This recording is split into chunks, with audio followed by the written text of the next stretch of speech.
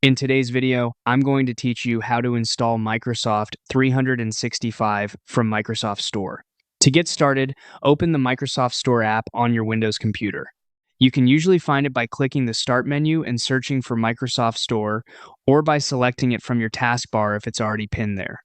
Once the store is open, give it a moment to fully load so the search and app pages respond smoothly. Next, go to the search bar at the top of the Microsoft Store window. Type in Microsoft 365 and press Enter on your keyboard.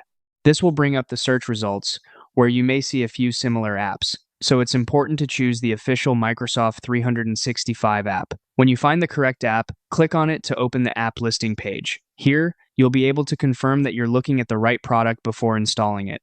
Once you're on that page, click Install or Get to begin the download. The wording may vary slightly depending on your device and account, but either option will start the installation process.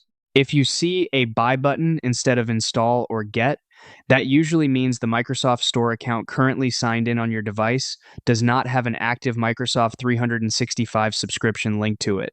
In that case, you may need to sign into the correct account in the Microsoft Store before continuing.